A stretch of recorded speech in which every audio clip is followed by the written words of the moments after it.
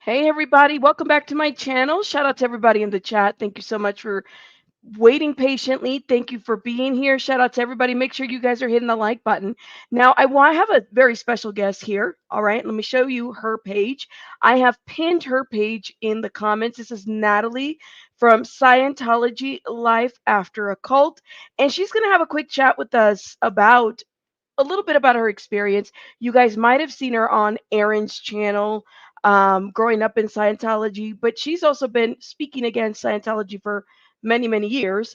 And she just recently started her channel. So I definitely wanted to, get her in the screen and get her here so she can share with us a little bit, right? So if you guys can do me a favor, make sure you sub up to her page and let's welcome Natalie. All right. Drop some hearts in the chat for Miss Natalie. How you doing? I'm doing fantastic. It's so great to be here with you. Yes. Oh my gosh. My goodness. What okay. Let me start because I have been learning about your experience through, your channel, but also speaking with Aaron and just watching you kind of interact. Um, you have a very interesting story as well.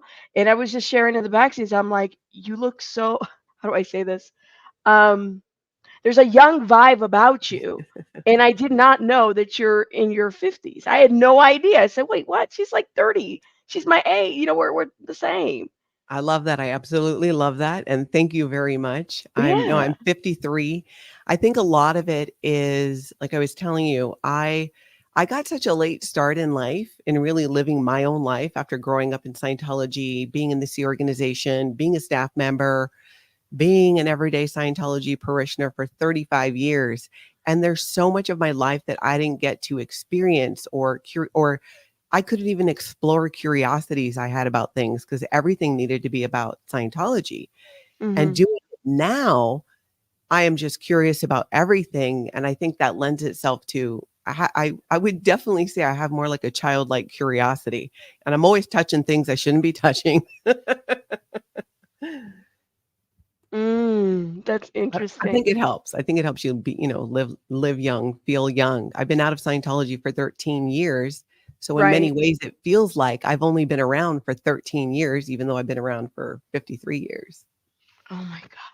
Well, and it's awesome because I feel like it radiates. Like I could definitely pick that up from you as like this young vibe, and then you're hilarious and fun. Like you have a little bit of it's I guess it's the humor in you that I definitely pick up on. I'm like, well, this is like a great spirit to have, right? That after you spend so many years in Scientology, having to change and say I'm experiencing things maybe that you haven't experienced before for the first time.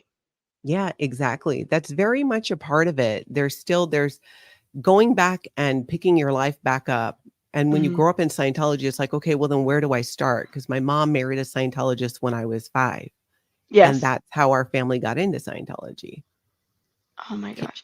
And you have currently your kids are coming into your podcast, into your channel and speaking and giving their perspective. And you had shared, some of this is kind of like I'm learning things with as we Yeah. speak.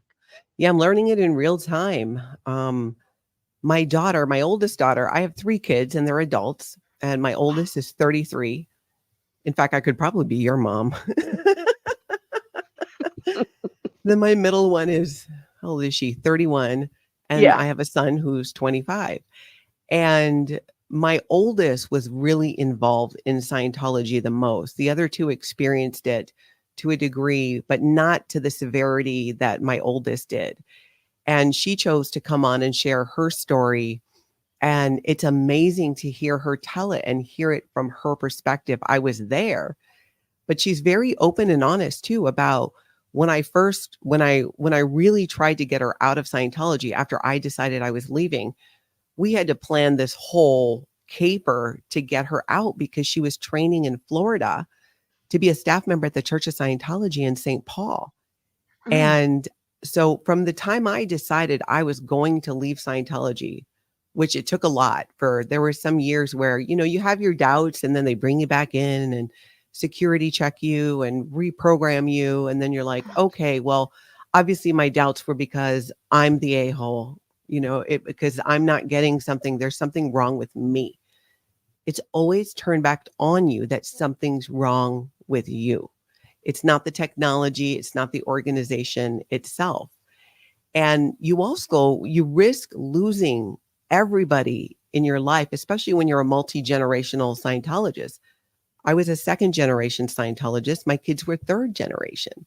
So before I had to be willing to lose, I knew I wouldn't lose my kids because they were minors, except for my daughter at the time, which is why it was difficult for us to break her out. And I'll tell you about that.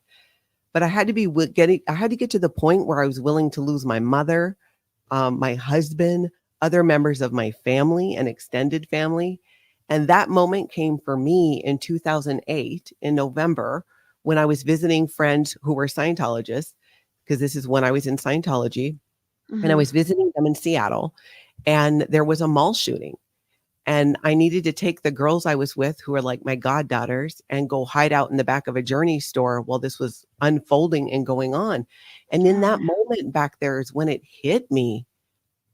I need to leave no matter what. I didn't want to go one more, day or spend what I had left of my life not feeling like I had a true sense of freedom. It just felt so wrong. And from that point is when I decided I was going to leave no matter what.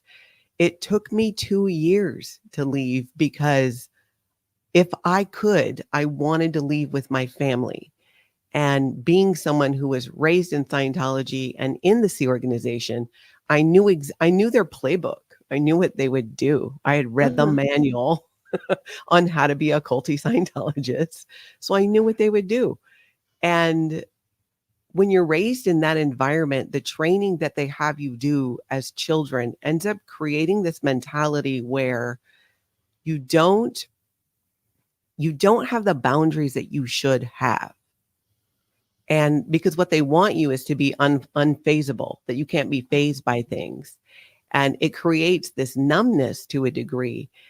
And that is something that I completely wanted to get away from. But what I found when I was leaving Scientology and trying to protect my family was I needed the cult side of me to fight them, because the Yeah. only thing that worked was using their own policy and rules against them.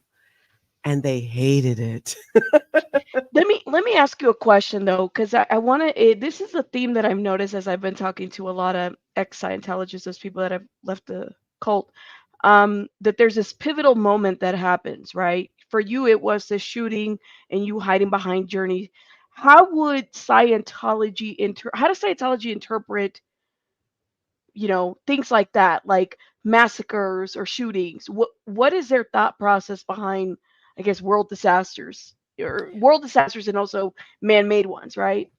Well, they believe that if something happens to you that's undesirable, that you caused something to make it happen, or you were Mm, connected to somebody who they would consider to be what they call a suppressive person, and you become a what they call a potential trouble source, which means you're more likely to have accidents and get sick and be in situations that aren't great ones. Interestingly, anything good happening in your life, they take 100% credit for. Anything bad happening in your life, it's all you and it's your fault. When it comes to something like a natural disaster, they're a corporation hiding behind this label of being a church. And mhm. because they have their tax exempt status through the IRS, that becomes completely validated. So they have so many outs with the way that they operate because they have this label as a church. They don't go into a disaster area to provide help and services that are needed. What they go in and do is they want to hand out their own booklets and their own propaganda. And then they get other Scientologists to pay for it, like these Way to Happiness booklets that get handed out.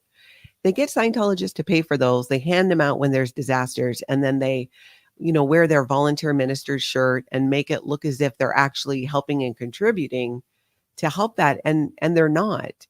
When you think about people who are suffering and really need help, of a place like so many churches have programs where they're helping the homeless, where they're helping people with addiction, where they're providing services, where they can support people and get them into the workforce. So many programs. Scientology does none of that. None of Wow. that. So the shooting would have been interpreted as you probably talked to somebody or you're somehow suppressed or somebody around you and therefore it's your fault. Yeah, exactly. That I'm pulling it in. And throughout my life there's been so many just unusual and crazy and near death experiences that I mean, really, it's just I just finally was like, even years after leaving Scientology, I'm like, okay, I even had some things happen after getting out of Scientology. I was in Hawaii during the missile crisis, Mhm. and we all thought we were going to die for 38 minutes. And I just have gotten to the point where I'm like, you know what? My life is just eventful. I just have an eventful life, Scientology or no Scientology. But being able to let go of this idea of how they think people should be helped versus what people really need has been a big part of letting go of that cult mentality. And that's something that I learned by spending time with people not in Scientology, which is after the shooting when I decided, like, hey, I'm not, I'm just not doing this anymore. I was getting more involved in my community where I lived and Mhm. meeting people and working with volunteers from the Red Cross and the fire department and seeing them really helping people. And I was like, oh my gosh, this is what helping people is about. It is not handing out booklets as a gateway drug to get people into Scientology, to make Mm. money for Scientology. Wow. When one of the parts of your story, and I think as a woman, like it kind of gets to me hearing that at some point um having to have a forced abortion, like Yeah. that to me was like, wow. Can you Yes. take me back? And that was the moment that you said, "This is I'm done with this." Is that No, you would think you would have yeah. thought back then, but Okay. no. There were many. At that time, I was in the Sea Organization. It was like around 1990. Well, it was 1990 because that's when my daughter was born. And there was a rule in the Sea Organization. And if you don't know, the Sea Organization is like the paramilitary branch of Scientology. It's the management body for Scientology, and members sign a billion-year contract because Right. you're expected to come back lifetime after lifetime to serve L. Ron Hubbard and forward the aims of Scientology. In that environment, at that, I Mm. think it was 86 or so, there was a rule because I remember it was after L. Ron Hubbard died, and David Miscavige, the current dictator over Scientology, came forward with a rule saying Sea Org members could not have children. And if they did, they would be sent to a smaller church. So the Sea Organization is primarily in Los Angeles or Clearwater. There's other places out of the country, but mainly there. But there are churches of Scientology that are smaller in many different cities, in Tampa, in St. Paul, where I live in the Twin Cities and so on. So if you refuse to end your pregnancy, you were Mhm. sent to one of these smaller organizations still as a Sea Organization member. So now you have to work full time at your job there, and one of you or both of you have to get a job outside of there to support yourself because you don't make any money working in Scientology. Wow. You're a volunteer who has a contract with mandatory roll calls where you have to be there or you threat being excommunicated and losing your family. So what It's was like a happening? chain on you. You're Mhm, wearing this invisible chain. Wow. exactly. My goodness. So in that environment, what ended up happening and what happens in the Sea Organization is there's immense pressure put on couples to have abortions, multiple coerced abortions. And these are people in the Sea Organization, it is against the rules to have sex or even anything beyond like a just maybe actually pretty much any touching of somebody else is completely against the rules unless you're married in the Sea Organization. The same is not true if you're an everyday parishioner or you're a staff member in a smaller organization. But in the Sea Organization, that's the rule. So we're talking about married couples who become pregnant. And I would say in the majority of the cases that I personally am aware of, wanted to have their child, Mm. wanted to raise that baby. There are situations probably where some of them, it was a choice where they wanted to get the abortion and they didn't need to be forced to. but they lose their free labor, because if what would end up happening is what happened when I refused, is we got sent to another organization, and now the C organization has lost 2 people in their free labor force there, but then you're being free labor force somewhere else. And in our situation, we were sent to Seattle. And again, you would think, like, at that point, like, all right, that seems to be enough where people should, leave. But by then you're so brainwashed and indoctrinated to believe that you're the one who has it wrong, that you cannot question L. Ron Hubbard or David Miscavige. Oh man. That again, it's something wrong with you. And it creates, there were so many women that the Tampa Bay Times did an amazing article about it, a series that my daughter and I participated in. And it was I think it was in June of 2010. So it was the year that we left Scientology, and multiple women came forward and shared their stories of being in the C organization and being them trying to coerce you into getting an abortion. Oh my God. Wow. Yeah, it's the kind of thing that, I was talking about what Scientologists don't know about Scientology. There are some, because they have family members in the C organization, that might have found out. I would say that most everyday Scientologists, especially those not the ones not in the C organization, don't know about that, didn't know about the level of coerced abortions that were going on in the C organization. They just had no idea. And that is part of the issue with when people talk about Scientology and why don't people leave, and it's a cult and all these things are happening, but they're still there. What they don't realize is there's a lot that Scientologists don't know and will never find out about Scientology until they leave, because it is completely against the rules to read anything or watch anything that is anti-Scientology or shedding light on Scientology in a way that's not favorable. In other words, telling the truth about what goes on. And it goes back. Scientology has a long history of this, that the majority of Scientologists have no idea that, for example, in the 70s, Scientology had they had an operation they called Operation Snow White, where they criminally conspired to steal unfavorable records on Scientology from government files. It was one of the largest infiltrations of the United States government in history. 11 church leaders were indicted, including Mary Sue Hubbard, who was the third wife of L. Ron Hubbard. She went to prison. They did not win their appeals. And this happened because, what was it? It was in 1977 in Los Angeles. There was an FBI raid of Scientology.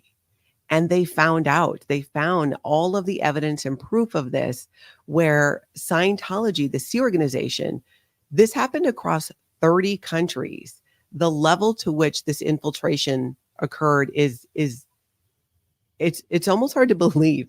Scientology sent undercover operatives into 136 government agencies to go get jobs there, pretend you're not in Scientology, get a job, infiltrate. I'm talking about the IRS. I'm talking about Interpol, foreign embassies, consulates, private organizations critical of Scientology. And again, in more than 30 countries. So during this raid, the FBI, and this also, by the way, is said to be one of, and maybe they've had a bigger one since, but it was one of the largest raids ever conducted by the FBI. And this is the Church of Scientology. I don't know many other people. How do they have exemptions? How do they still have any kind of tax exemption at this point? I'm just curious. Like, by why? doing what they always do. So, for example, when this Operation Snow White was going on, Scientologists were in there to steal documents because, back then, right, it's not like you had like the cloud and things were backed up into there, to steal these documents about Scientology. And that's part of what they do, is they will also find out, they will investigate. The Office of Special Affairs is what came about after these raids. Back in the 70s, they were called the Guardian's Office. And after this whole mess happened, where 11 Scientologists were given prison time for this happening, remember, infiltrating 136 different agencies. And these people actually went to jail and there were fines. After that, it's not like it stopped. They had to make it look like they were getting rid of the Guardian's Office. And so they did. They made it look like they were getting rid of it. Whereas in reality, they created the Office of Special Affairs, which a lot of people hear about today as the branch of Scientology behind harassment of people who turn whistleblower, who are exposing the abuses and crimes in Scientology. And today, that is what they are called.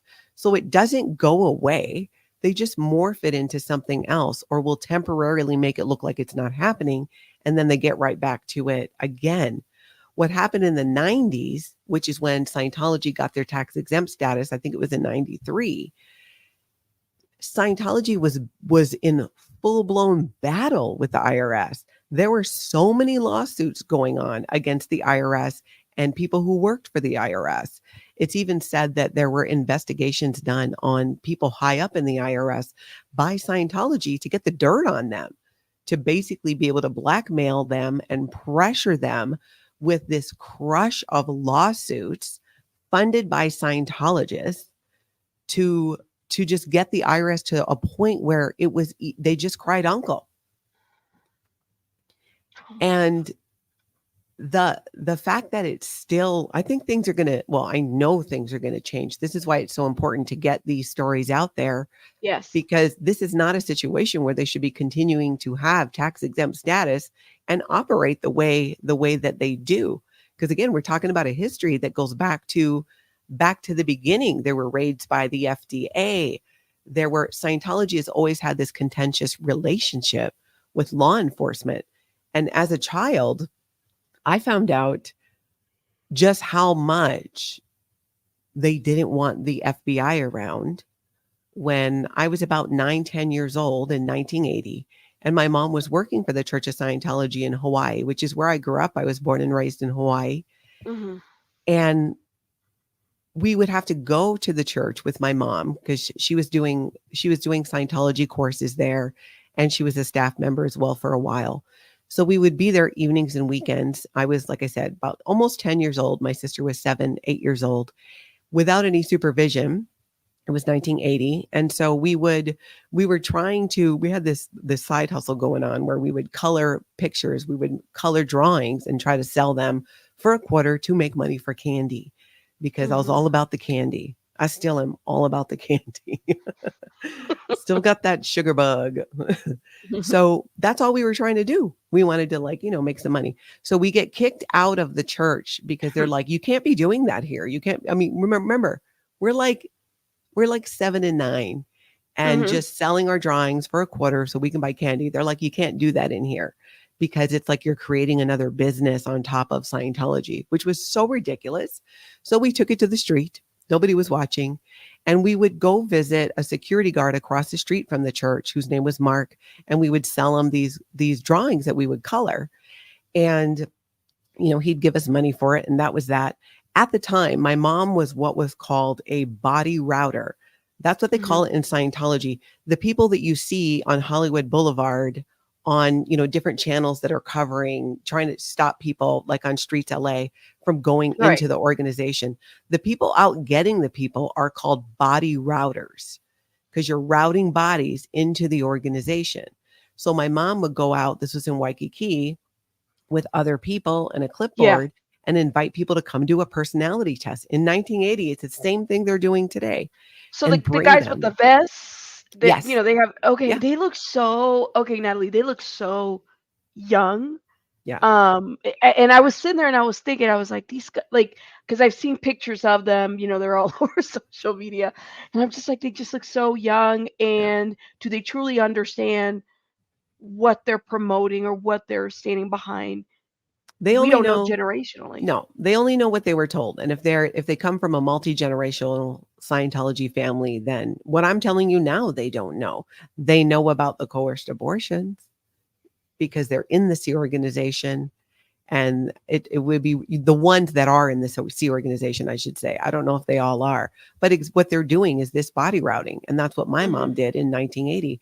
So my sister and I would hear her spiel all the time about coming to do a personality test. And we're kids, so you imitate that.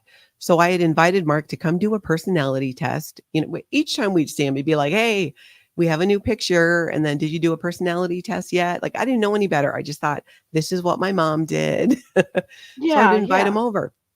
Well, we end up getting in humongous trouble. My mom's like, we are banned from going to the Church of Scientology because of what you did. And I have no idea what she's talking about. I'm like, I don't know what you're talking about. I'm like 9, 10 years old. And come to find out that the Mark that we were selling the things to and asking him to come do a personality test, he did. He went in, but started ranting and raving about it being a cult, which, is kind of trippy. But here's the thing, that Mark was Mark David Chapman, who not long after this went to New York and shot and killed John Lennon. So Oh my when that God. so when that was being investigated, that's what brought the FBI back to the Church of Scientology in Hawaii. And remember, this is only 2 years after those indictments, when the 11 Scientologists had prison sentences for infiltrating the US government, more than anybody had to that point. And I honestly still don't know if it's still the biggest one or there's been another one since, but that was done by the Church of Scientology. We did end up being allowed back, but the only way that my mom was allowed back is if my sister and I started our Scientology indoctrination, like fully committed to it, and we're going to do it. And we did. As kids, it wasn't what we wanted to do necessarily. It was always about, well, this would, then my mom will be happy again, because she was so upset It's about this.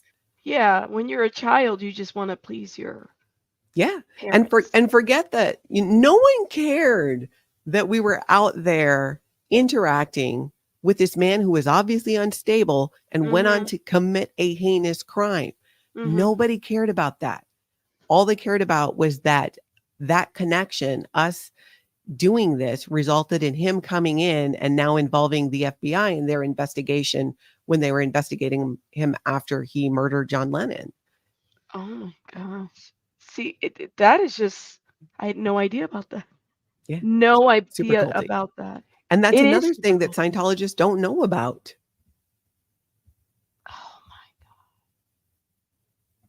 my. Oh man, that's crazy. Like that's just crazy. Even Yeah, wow. it is. It's and that type of that history and that way of hiding these things and burying them, or what they'll sometimes do if there's a really big situation, from years ago, because you'll hear this now, like when people like Mike Rinder ran the Office of Special Affairs when he was in the Sea Organization, and he was severely abused by David Miscavige, suffered beatings and other things, and he literally escaped one day, like ran off and escaped from the Sea Organization. What they then do is turn around and go, oh yeah, those things that were going on, that was him, he was doing it. So when people leave Scientology, they become the scapegoat to the Scientologists who were there to just shut it Right. down and be like, oh, no, no, no, no. Those people are no longer here who infiltrated the United States government. They're no longer here. The Guardian's office was taken apart. That was never something that should have been done. And, Mary Sue Hubbard, after that, there disappeared from the lore, from Scientology. There was nothing about her. Things that she was involved in were taken away. They just wanted to sweep it all under the rug. L. Ron Hubbard didn't go to prison for it. His wife did, because that's how he rolls. He was hiding out. He hid out for a long time. That was part of putting the Sea Organization on a ship and getting it out into international waters so that authorities couldn't mess with Scientology or come after him. And that whole kind of, military Navy-ish mentality carried forward in the Sea Organization. And this history and these things, I mean, some of it are things I didn't even learn about till I left Scientology, because you're not allowed to. You're told something completely different. You're told something completely untrue about L. Ron Mhm. Hubbard's military record. And you have no way of verifying these things because you're not allowed. You're not allowed to look. They just want to keep those blinders on. So many of these things that everyone else in the world is hearing about and learning about and getting frustrated at times because how do you stay in an organization that does this? They don't know. When something happens to a Scientologist and they start feeling, because this was my experience, like they're being taken advantage of, or that just seems like a lot of money. And you're wanting me to not do a college fund for my child, but give the money to Scientology instead. I don't like all of these things, but they convince you that, well, that's because it's you. There's something within you that needs to be addressed. So you would understand how this is the greater good for mankind. That's the thing they would always throw at you is your inability to sacrifice, whether it's financially or with your time and literally your life as a Sea Org member, should be stronger than your desire to go to the movies or even have a family. That's a thing they would say in the Sea organization because they believe in past lives. You've had millions of families. One lifetime, several lifetimes without doing that is not a problem for you because you've done that all before. That's part of the indoctrination that you're given and why there's a willingness to give that up because these people think and believe, especially in the Sea Org, there's no more isolated part of Scientology than people who are in the Sea organization. But people who aren't even working for Scientology, the everyday parishioners experience things that they know is not okay. But they become indoctrinated to believe and know that if they say anything about it, they will have to undergo reprogramming, which they don't think is reprogramming. They don't see it that way. They see it as they call it getting their ethics in. Because if they do something against the moral code of Scientology, your ethics are out.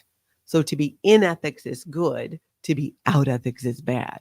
And they don't want to be out ethics because you cannot then do Scientology services. And you believe at that point that your immortality and your as a spiritual being completely depends on what you do here in Scientology here and now, which is literally what they tell them. And why in Scientology, at the start of every major course in Scientology, is a policy letter by L. Ron Hubbard. And it includes, he says, and again, this is repeated every time you do a new major service in Scientology, you have to Mhm. reread this policy letter. It's called Keeping Scientology Working. And in it, he says, we rather have you dead than incapable. So this is what Scientologists are thinking. If I am not capable, then my life is not worth anything. If I cannot contribute to Scientology, then my life is not worth anything. So it just becomes this primary focus. It's indoctrination. It's just Hmm. so okay. So Natalie, I have to have just a question, okay? Sure. Yeah. You're spewing so much, and I feel like I kind of see you and Aaron Smith Levin, as well as Serge and all these other people up there, right? Yeah. I know that the cult has targeted websites on like Aaron and various people that have spoken out. Have they done anything to you to target you since you left? Has there been anything? Not recently. I don't have a hate website like Aaron, but there's still time. When I first left, yes, because when I was leaving Scientology, my intention was to just leave and get on with my life, with my Hmm. family. That was it. I wasn't going to talk about it, nothing. But because they went after my daughter and tried to keep my daughter from me, my daughter had turned 18 when she was in Florida training to work at the Church of Scientology in St. Paul. And I needed to get her out of there without her knowing that I wasn't going to send her back. So Okay. her dad, my first husband, was taking her to Mexico for Christmas. And Hmm. so that was what we were using to get her out of there because she was supposed to stay there till she was done. So fortunately, I had been working on my family for, almost 2 years at this point, and I had family there in Clearwater who helped me. So she thought she was going to fly to Minnesota and then fly on to Mexico, which she was. But what she didn't know is she wasn't going back to Florida. So when I needed to give her an itinerary for her to get the okay to leave, I gave a fake one. that wasn't the itinerary for her. It showed a return flight that she wasn't even booked on. And she didn't know, because if she knew, she was indoctrinated enough to believe that she would have had to have told this. And then they would have kept her there and probably sent her out of the country just to keep her from me, because she had turned 18. At this point, they could. They tried this stuff when she was 14 and I got her back. I had to like go to LA and physically get her to bring her back. And this time we sent her, she leaves. In fact, I had sent her a cell phone so she wouldn't use the other phone because Scientology had that number.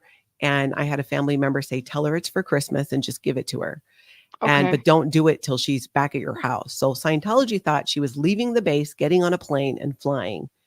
Really what happened is she was picked up, brought to someone's house where she could sleep, chill. Her flight wasn't to the next day because I didn't want to take a chance of Scientology finding out that I was getting her on a plane and then never letting her come back. So we were trying to change all of the facts that we could. And I had, for those 2 years, been trying to let them believe that I was still an active Scientologist and perfectly happy, which was Okay. getting harder and harder and harder to So do. you had to play this role. Like, Hmm. Natalie, this is all happening in the United States of America, where Yeah, people can't just say, I'm free, right? We to do religion, whatever we want to yeah, practice. But you have to actually plan to leave that situation. Otherwise, it's excommunication and never seeing your kids again, whatever they may, like, it just boggles me. And in my yeah, ignorance, guys, in the chat, in my ignorance, I actually, where I was talking to Natalie before we started, and I said, the thing that comes across to me after having so many conversations with so many people that have left, um, it's like y'all are normal. Like, you don't look like you've been in a cult. Like, what? And that's my ignorance, because what does it look like to be in a cult? And I don't know about you guys. I look at her, I'm like, she looks like a normal, regular schmegular lady, you know? yeah. And So for the it's most part, amazing. for the most part, I am. And I actually get that a lot, even from people that I meet in real life when they find Okay. out about my past. It was not always this way. I have been out of Scientology for 13 years. And though I spoke about it when I was leaving to get them to back off, going public was to get them to back off from my daughter. So I knew exactly what I needed to do to disqualify her from ever being allowed to step foot on the Florida base again. And I Gotcha. did that because I knew Good. what the rules were. But it's been 13 years. I've had a lot of time to do a lot of work on myself, Hmm. especially in the last couple of years. Honestly, I feel like it's really been the last 2 years, maybe 3 years, where I have really felt like, wow, I am freaking happy. Like, Yes. crazy stuff still happens because life is life, but I'm happy and I have my family out, and it's not without struggles, and I have my moments, trust me. There was quite a bit of time where I really struggled with things like going to Home Depot, these big box stores, and the just feeling of overwhelm of being around so many people. I mean, part of that, I got to be honest, I think was from the mall shooting, Yeah. Oh my but God. just other, especially social situations, were difficult. It's much easier for me. Like, I can do this because I'm just talking to you, even though I know other people are watching and they're going to. I worked in radio for a while and I could do it because we were just talking to each other in a Hmm. studio and there was a producer. I would forget that people were even listening. But being in crowds of people is still something that's very hard for me. I got to know where the exits are. It's just, I don't know who all the people are. For some reason, if I was speaking at an event, I can speak to large crowds of people, but I don't like to be in the crowd, and just, there's this anxiety around, like, I used to have and this is common with people who've left Scientology, especially the C word, a reoccurring nightmare where they were coming to get me. They were coming to get me to make me go back. And often in my nightmare, I would agree, which was the worst part of it, because that really symbolized like that they still had control over me and that fear. So I worked hard for years to separate that out and go, okay. And I have to credit my partner so much, Tony, who I've been with for 10 years, and he's never been in Scientology. And he really helped create this space and hold space for me so I Mhm. could figure out who the hell I was. When I Oh met my him, God. I was only out like for maybe for 2 years. And within that 2 years, my mom died, I got a divorce. I mean, there was still, a lot going on. And I was still Yeah. my son, my girls were already adults by then, but my son was still younger. And the more and more he would connect me to these concepts that I never understood before. Like, you are so driven in the C organization and Scientology. It's all about producing. It's all a culture of what have you done for me lately? Oh, you donated $5,000 last week. Well, that was last week. What about And this week? What what about about this today? week? What about today? Exactly. So you constantly feel like everything you do has to result in this end product. That's what you're trained to do. And Tony would want to like lay out and watch the stars and just do these things. And I was like, why would we do that? And it helped break that mindset. Good. Just Good. hanging out with people and talking about nothing in smaller groups, because I still wasn't like, I much rather hang out with 1 to 3 people than go to a party. Even today, I feel like if I go to a party, I end up massively putting my foot in my mouth or just doing something that later on I'm like, oh my God. You're that person in the corner hanging out, just talking to 1 or 2 people, and Yeah, I got you. exactly. 1 or I 2 got you. people, we will bond, we will become very close, but it's Oh my that gosh. because and part of it is when you grow up, and especially when you grow up in Scientology, you do these drills over and over and over again throughout your Scientology career that are called communication drills or training routines. And basically what they do is remove any buttons that you might have on stuff. So if you said something to me that maybe might upset or offend somebody else, I'm not going to have a reaction Mhm. to it, or I'm at least going to be able to suppress my reaction enough that you would never know. But Mhm. what ends up happening as a result of that is you end up raising these children and teens and then who become adults who Yeah. don't have any filter and who are willing to talk about so many different things, which is not a bad thing. But what is lacking is the ability to see in the person across from you that they're uncomfortable, that they're not okay talking about this. That is something that goes out the window because when you raise kids this way and young adults, you also they train out your empathy and your compassion. Because if you have compassion and empathy, what if there's somebody you have to order them to be on beans and rice where they're not going to be allowed to have regular food because their statistics weren't up? What if you needed a couple to get a divorce because they were no longer at the same level in the C organization? If one's way up here and one's down here, they don't want those couples together.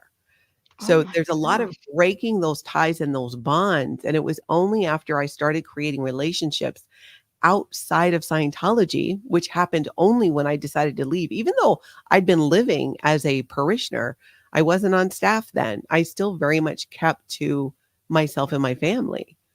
But when I got to know people, it just got better. I want to take it back a little bit to, and I know I said this is America and all of this, you're planning to leave all happening, but there is truly human trafficking in this Yeah. organization. And we have this, and coming from somebody that worked in, like I worked in government and I worked with victims and stuff. So it's interesting to see the mindset that we have. Well, human trafficking looks like this, Yeah. and it's only this kind, when truly a church, excuse me, a cult that masks itself as a religious organization is doing this right in front of our eyes. And we're just kind of sitting there, well, there's no crime here. Yeah. Nothing happened in here, right? Yeah. And as often is the case, often people who are being trafficked don't know they're being trafficked. People who are victims sometimes of these crimes don't even always realize that they're actually being victimized. They think it's because, well, I'm in love with this person or, different reasons. Human trafficking in Scientology is no different. There's people from outside of the country that get brought in to join the C organization and their passports are taken, any ID they have is taken, and these things are kept. That's what was being done at the international base where a lot of the international executives who have now become whistleblowers were.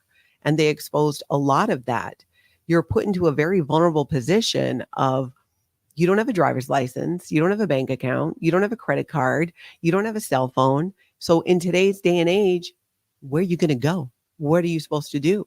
That's why these organizations and foundations that can create a safe space and funds for especially Sea Org members to land is all part of it. They don't know that these things exist. All they know is what they're being fed in Scientology. The other day, I did a video about the comparisons between Scientology and North Korea.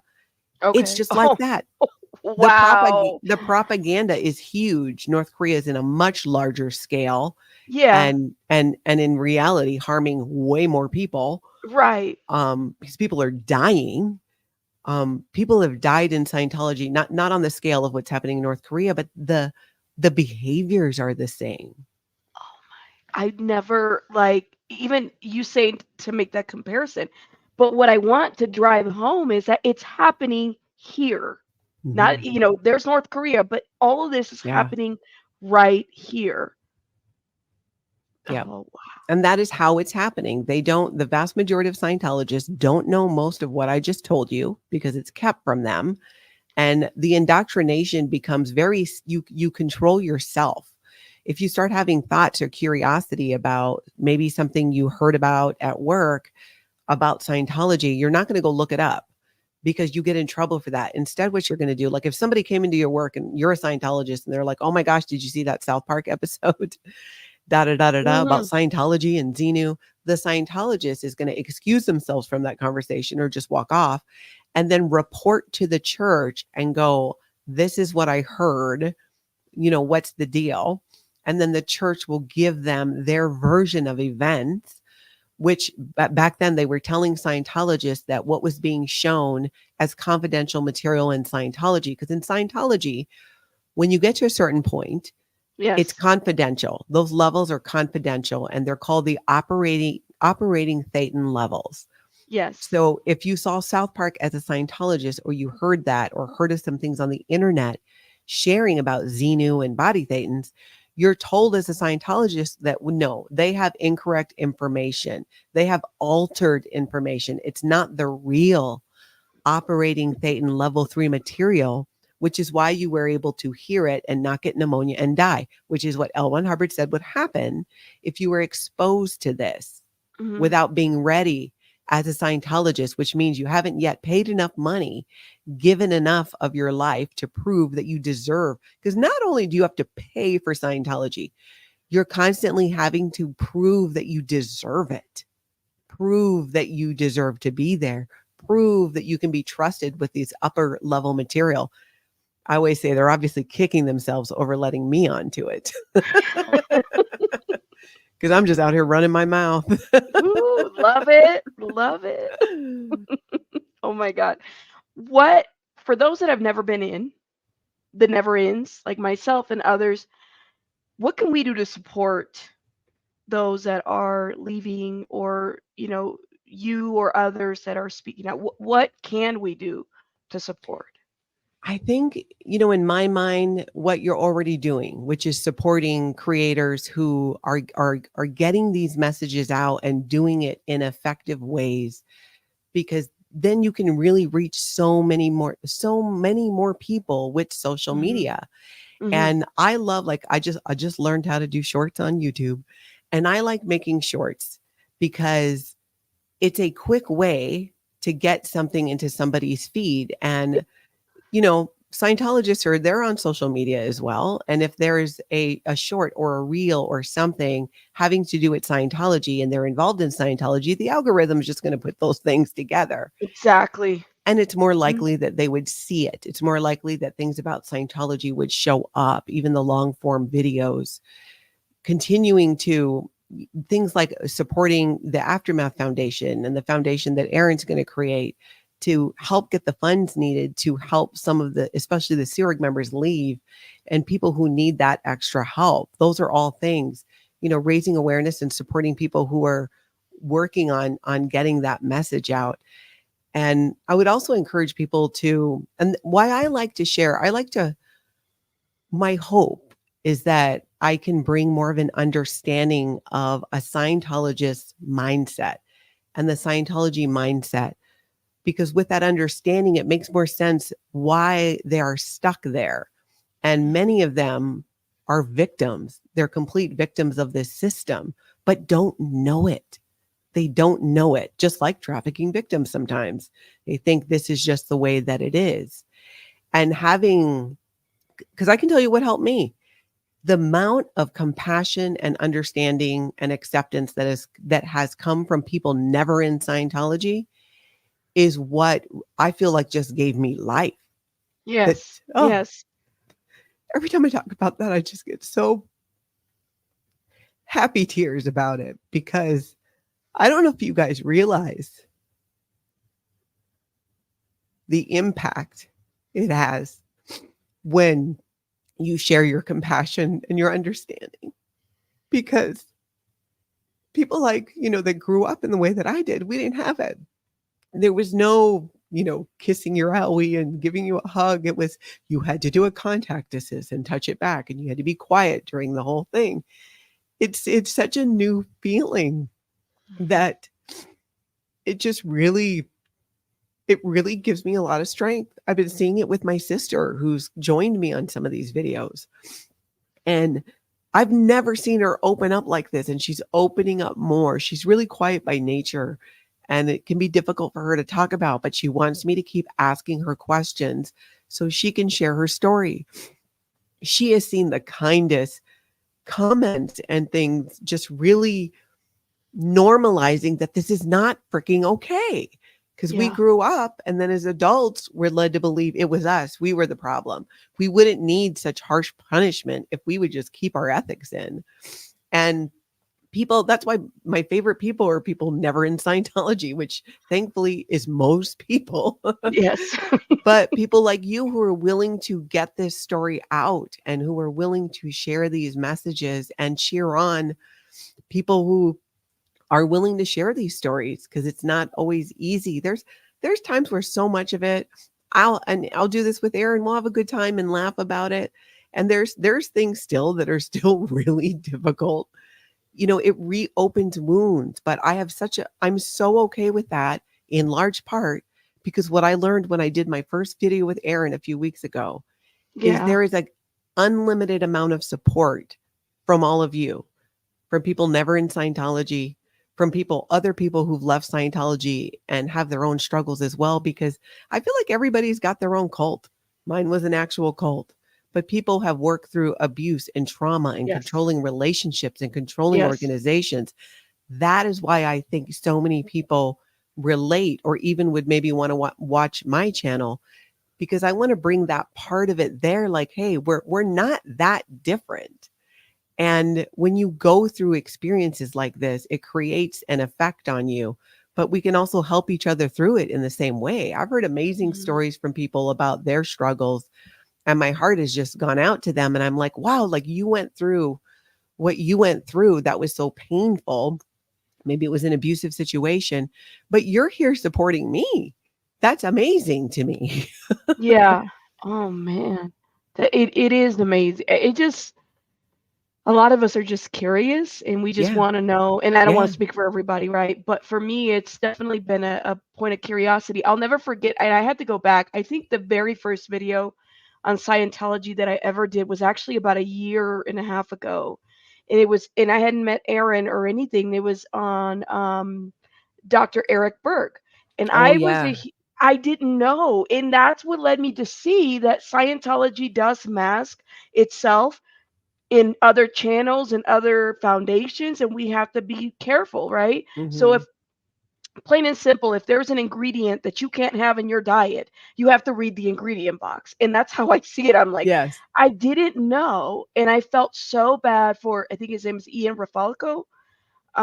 His His dad son. runs, yeah, for those, the keto diet. Mr. Dr. Eric Berg was the only thing that I watched for many years on the keto diet, right? And then it kind of, that's how I was introduced to Aaron's channel. It hit me. I said, "Wait, what? He's a what?" And not like having to learn a little bit from Ian's side. The diet is a diet. I'm not downing the Yeah, keto diet. yeah, yeah. That's different. Yeah, that's the But diet itself has got nothing to do with that's got Scientology. nothing to do with it. There's other creators that talk about the diet and other great people, but I did not know. Like it really unveiled it for me to see that Scientology, just like that channel, just like other nonprofits, it masks itself um, to be this do good organization, or like you just have to read the ingredients if that makes sense. Yeah, I that had no makes idea. total sense. It makes total sense, and how would you know? Because he doesn't talk about Scientology. No, he There were doesn't. I watched his channel not knowing, but when I was watching him, even though he doesn't talk about it, I was like, "Wait a minute," because I'm like, "There's a vibe sometimes."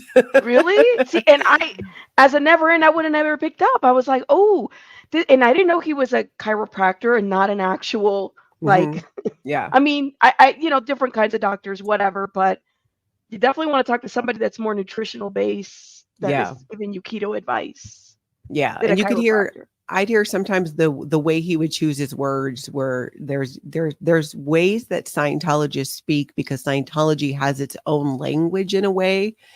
And now I understand after being away from it that that's part of the way you get trapped into it is they change the definition of words.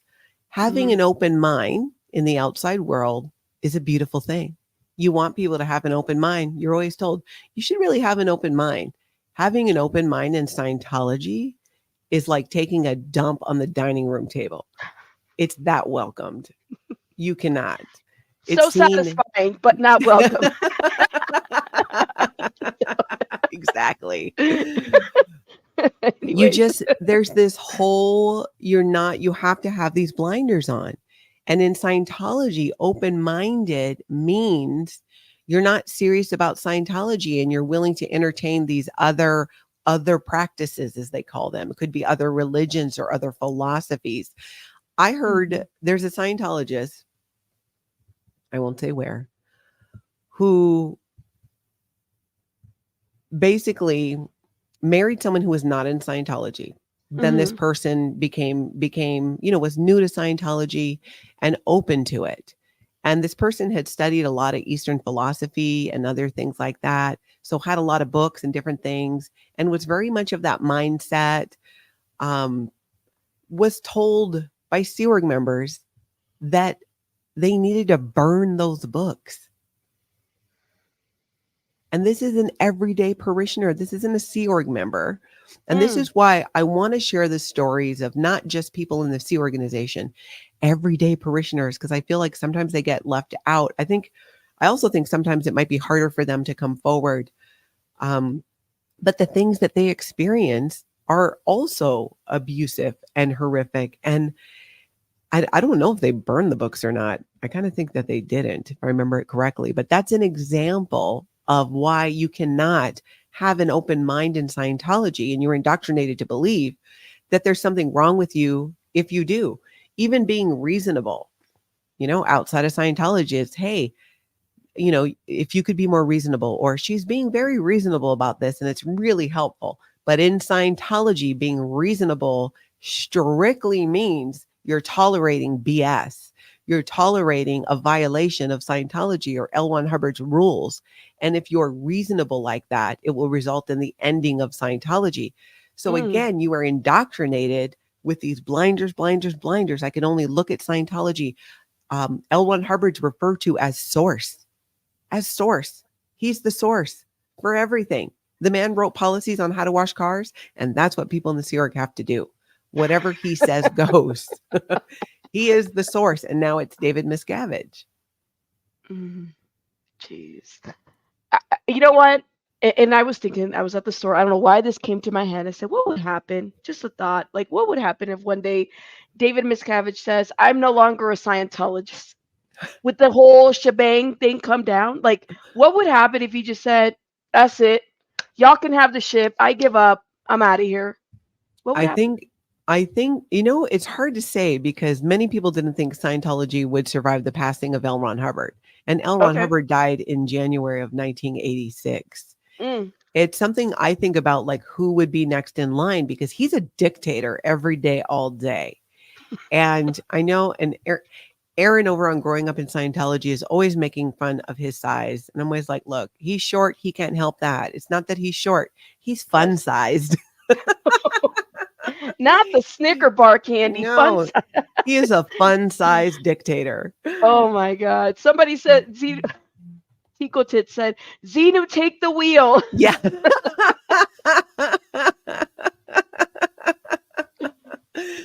Oh, I I'm don't going to know. need a shirt that says that. Somebody, no, this needs to be merch right there. Xenu, Yeah. take the wheel. Because Xenu, I take was the thinking wheel. about this. I was like, I wonder what would happen. Say, like, David Miscavige says, you know what? I quit, y'all. I gave it a couple of years. Would it be Yeah. Tom Cruise? Would it be somebody else? Who would step up? What would that look like? Just curious. That's the thing is there's nobody next to, his assistant, Lou, she's a woman. I forget what her whole name is, but they call her Lou. That has the authority that he has, except for maybe Tom Cruise. I mean, Mhm, that would be something. mhm, I don't see that ever happening because David Miscavige believes his own BS. He is all in on it. He is completely all in on it. The narcissism is strong with that one. And mm, that's why I think he is so close to Tom Cruise. There's similarities there in their self-importance and how important that they think that they are. Tom Cruise, if you watched his when he got his medal in Scientology, his Freedom of Valor giant, plate there, when he got that, we're the only ones that can help. So if you get into a car accident, you better hope Tom Cruise is nearby because he's Oh, the only one Jesus. who can help. This is the level to which they believe how much control they have and the importance of even their existence. So I don't see that happening. And not to mention the money. David Miscavige now has not just his own money that he's amassed, and he didn't come from Mhm, money. He didn't grow up in money. He was in the Sea Org. The right. amount of money that he has and probably stashed all over the place, why would you give that up? Absolutely. It's a pretty good scam. It's a great scam to a certain. I mean, it's a hurtful, awful scam, Yeah. but for somebody in his position, he's the one that's benefiting from Yeah. all of that. And the thing is too, is a lot of people like David Miscavige and other people, they're not stupid. Yeah. They're ridiculous, but working off of from where they come from, they can tend to be, productive, effective people. But it's like you're doing all that for the wrong reason. So Mhm. I don't know what's going to happen because he's what, Oh, man. 60 something now. He can't be around forever. I don't know what's going to happen. Maybe there'll be some version of Scientology. There are people outside of the Church of Scientology who still practice Scientology, Mm. just in different ways. And Scientology calls them squirrels. I heard about that. I was like, he's got to think about squirrels. Well, and a squirrel is like I have ADHD, so it kind of correlates. Like we get distracted, Yeah, squirrel, and squirrel. people. So I don't know if it's meant to be like you're a mindless creature type deal. Like what is the offensive part of that? But I don't know. Somebody said in the comments the other night when I was doing a video with Aaron that back in the day, so back in the Hmm. 50s or 40s or wherever, a Yeah, squirrel was like kind of like a nutty person. They gotcha. collected nuts. And so the insinuation then is that in Scientology, if people are practicing Scientology without paying out on Hubbard, if David Miscavige is not getting a cut, then you are a squirrel and you get excommunicated, which means you get declared what they call a suppressive person, Yeah. which I am and Aaron is, which is ridiculous because I always like to say, I left. I broke up with you. And then they went and, You excommunicated suppress me. them, not I the other way suppressed around. you. Miss Natalie, I want to thank you so much for coming. I'm having to head out because I got a baby bunny Yep, over there. totally, totally. But you guys, I want to make sure you guys go sub up.